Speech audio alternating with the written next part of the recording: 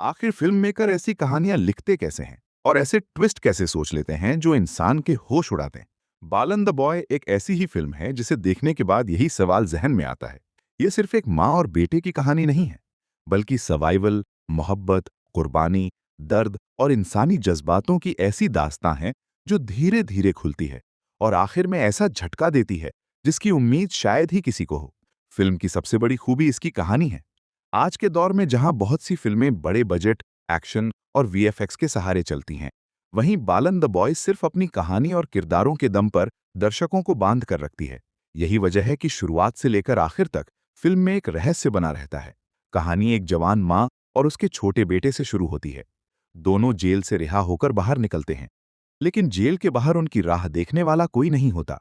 न कोई घर, न कोई रिश्तेदार, न कोई दोस्त और न ही कोई सहारा। उनके पास सिर्फ एक दूसरे का साथ होता है। माँ के लिए उसका बेटा ही पूरी दुनिया है और बेटे के लिए उसकी माँ। बस इसी रिश्ते पर पूरी फिल्म खड़ी है। अब जिंदगी गुजारने के लिए कुछ तो करना होगा, इसलिए माँ अलग अलग जगहों पर छोटे मोटे काम करना शुरू करती है। कभी किसी छोटे होटल में सफाई करती है, कभी खाना बनाती है, कभी किसी और जगह नौकरी ढूंढती है। लेकिन इस सफर में एक अजीब बात बार बार सामने आती है।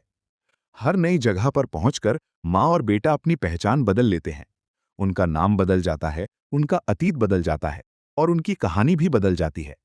एक जगह वे किसी और नाम से जाने जाते हैं, तो दूसरी जगह बिल्कुल अलग पहचान के साथ रहने लगते हैं। यहीं से फिल्म एक रहस्य बन जाती है।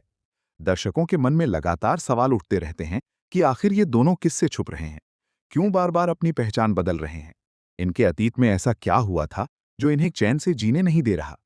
फिल्म का पहला हिस्सा इन्हीं सवालों और रहस्यों के बीच आगे बढ़ता है।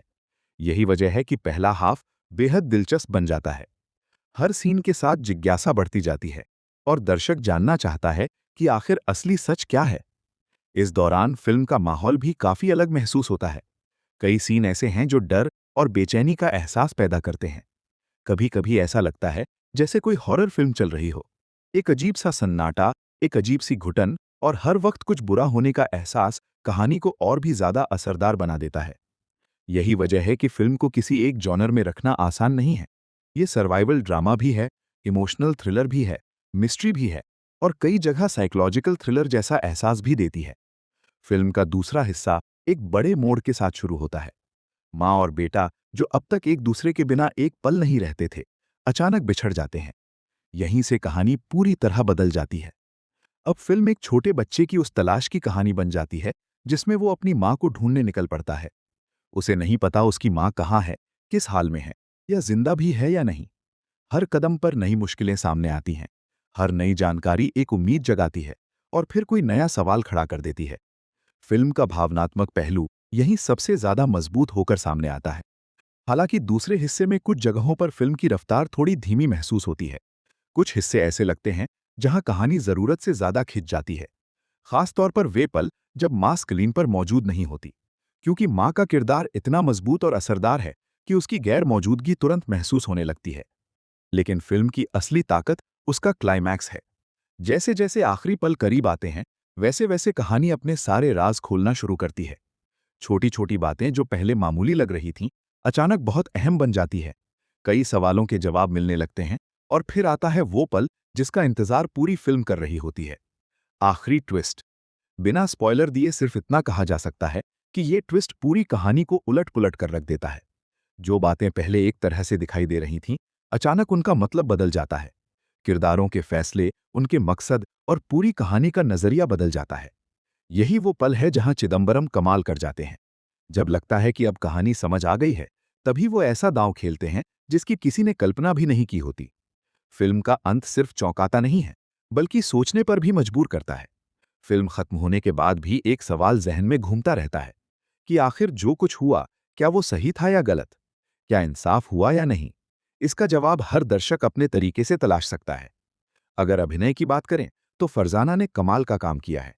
उन्होंने माँ के दर्द, मजबूरी, डर और अपने बेटे के लिए बेइंतहा मोहब्बत को जिस तरह पर्दे पर पेश किया है, वो काबिले तारीफ है। कई जगह सिर्फ उनके चेहरे के भाव ही बहुत कुछ कह जाते हैं। मास्टर आदि शेषन ने भी शानदार अभिनय किया है।